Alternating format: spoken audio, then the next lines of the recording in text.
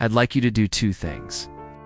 As you study the way in which your mind works, and as you see the way in which a concentrated mind deals with the world as opposed to a diffused mind, you see the way in which this lack of integration, or this lack of being able to be at the office when you at the office and at home. When you at home reduces your effectiveness in each of them. You do understand that. And when you stand back and examine your life, you see that the moments when you have been fully at home, like, I noticed that there was a stage where I was always time-binding, where when I was here with you, I was anticipating the fact that Saturday I'll be at the temple, Sunday I'll be flying to California, Monday I'll be with creating our future, Wednesday I'll be with the teachers, and then I'll be in Europe.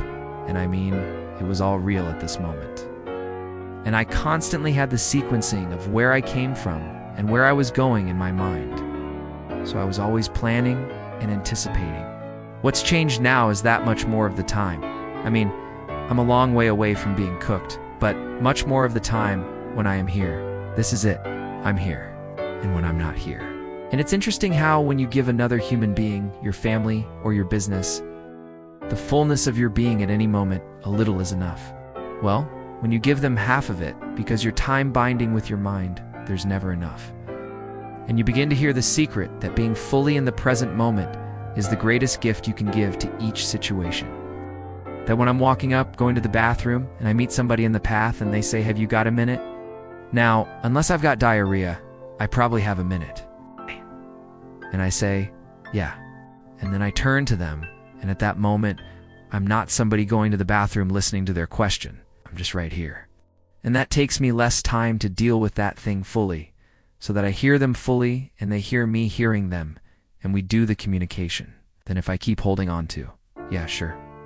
But I'm always thinking about going to the bathroom while I'm listening to the question.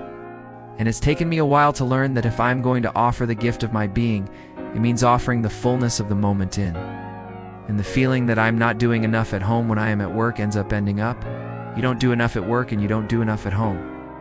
Well, if you did your work fully when you at work and you home fully when you at home, and that S, by standing back enough in that awareness to see the pieces of your life and see, those little books that have my week in it, my week planners, when you stand back and you see what's in your life, I see that I'm working on a book. I see that I have some AIDS patients. I see that I've got SIVA. I see that I've got my relationships. I see that I've got the teenage creating a future. I see that I've got the retreats. I see that I've got to rest. I see this sort of pattern of my life, and I look and I realize, well, I've overextended. I've got too many things, so I'll have to start to work towards cutting back till I've got a number that I can handle. And I see that each one will take so much time, and I stand back and I get a feeling of the design of my life. And then when I'm at each thing, it's the other part of me that has already stood back and seen the design of it is at peace, and then I can fully be in the thing I'm in, right? It's when it's undigested, and you do unstand back and get that perspective about it, that you are constantly feeling you not doing this when you doing that. Do you hear what I'm trying to say? So I'm just giving you a little plan of action. One is cultivating the spacious awareness that sees the whole thing before you. And the other is the practice of, when I'm here. If I do this, when I'm here, this is the best gift I can do to this.